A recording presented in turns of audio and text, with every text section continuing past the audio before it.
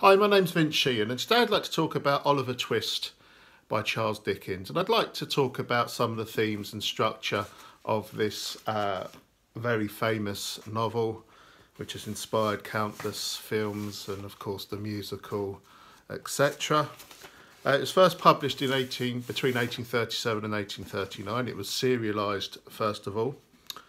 And it's Charles Dickens' second novel after the Pickwick Papers, and I suppose it's about a young boy, Oliver Twist, who has had like the worst start in life, and yet despite that he manages to find a better future for himself. The novel can be divided roughly into 5 acts.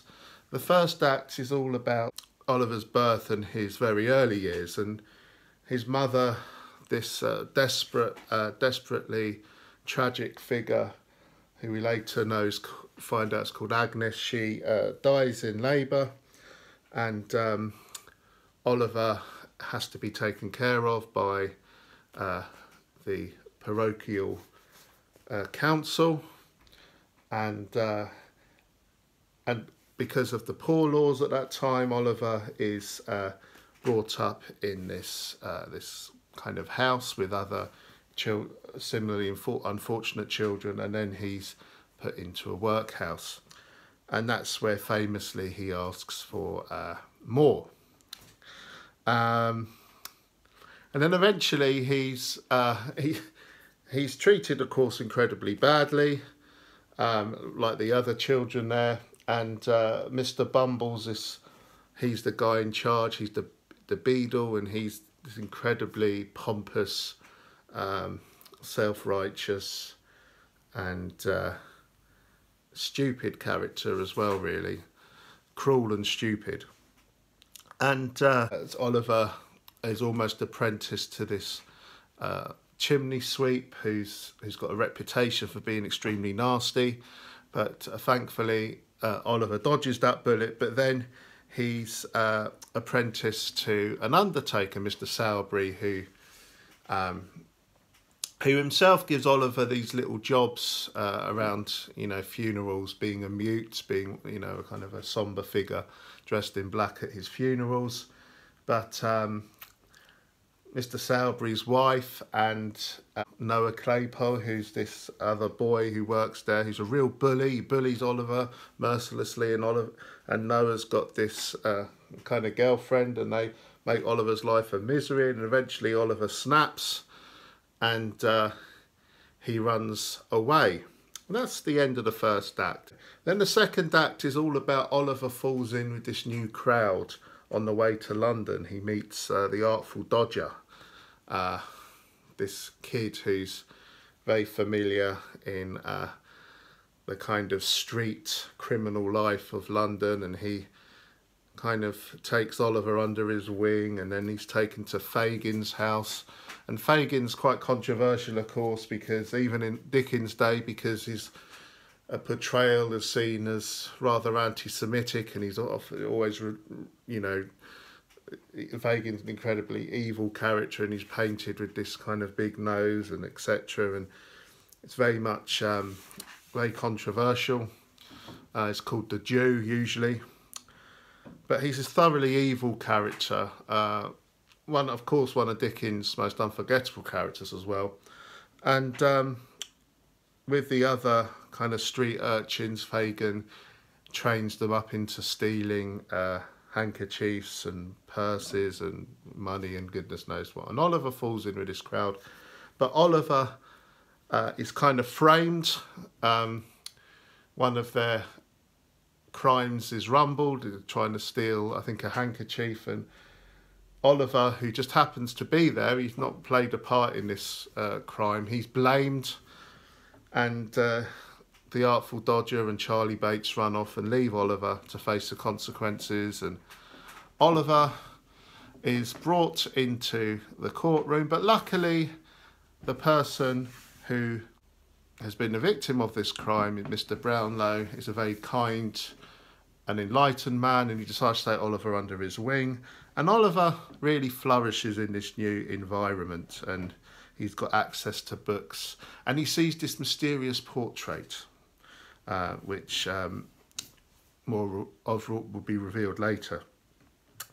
And Oliver tragically is kidnapped by Nancy, who's this lady, this young woman who is under Fagin's auspices, and Oliver returns to a life of crime. And then we're into Act 3, and Act 3 centres around this burglary masterminded by Fagin and Bill Sikes. Bill Sikes is Nancy's, I suppose, boyfriend, but he's a really thoroughly evil, nasty, cruel, violent man, and Oliver is there to assist him to burgle this house in Chertsey, outside of London, and the burglary goes wrong, and Oliver gets shot in the chaos. Sikes and the other criminal runs off and leaves Oliver, and Oliver eventually manages to get back to the house, and a bit like Brownlow earlier, he manages to fall in with some very kind people, including Rose, who's this young lady, but she has a connection to Oliver, which will be revealed later. And Oliver, the fourth act, is really Oliver flourishing in this new environment. At one point Rose is gravely ill, but she pulls through. Oliver's being well fed and he's dressed properly. He has one nasty moment when he realises that Fagin was at his window, so Fagin and his cronies know where Oliver is. So they seem to be very interested in Oliver and his what's happening to him. They presumably want him back. But generally Oliver is in a safe place. But then in the final act, we begin to find out about this mysterious and rather sinister character called Monks. And Monks is clearly very interested in Oliver Twist. He manages to get this locket from Mr. Bumble, which is the only thing left really from Oliver's mother, and which was stolen from her on a deathbed. And he hides it under the water. And and it turns out that Monks is in with Fagin as well. And this Monks character is really desperate to find Oliver. And it doesn't seem to bode well for Oliver if Monks does find him. Then it turns out that Nancy is spying on Monks and Fagin. She meets Mr. Brownlow, who's got involved as well, and who's asked Nancy to do this spying for him. But Nancy has been followed by Noah Claypole, who now, he used to be, remember, the Undertaker's helper, but now he's moved to London and he's under the employ of Fagin as a spy. Bill Sikes finds out and he's furious, and he kills Nancy, which even shocks Fagin and the other criminals, and Sikes goes on the run. And then we have that unforgettable scene where Sikes manages to go into like the worst, most disgusting, filth-ridden crime den in the whole of London, on this kind of island, and they find out where he is, and Sikes eventually trips on a roof and hangs himself. And then Brownlow seems to be on top of everything. He manages to tie everything up at the end of the novel. We find out that Monks is actually Oliver's half-brother, and Oliver is entitled to a huge inheritance, but Monks and Monks's mother were desperate to cheat Oliver out of it. That's why Monks is on the scene. He's heard about Oliver and he wants to get rid of him. And Mr. Brownlow makes sure justice is served. He pays Monks off to clear off, never to see him again. Oliver's set to get his due. Fagin is jailed and he is to be hanged. And it turns out that Rose is actually Oliver's aunt, believe it or not. Oliver Twist certainly has got some serious coincidences in it. And but Oliver sees her more of a sister, and she takes him in, and then Rose marries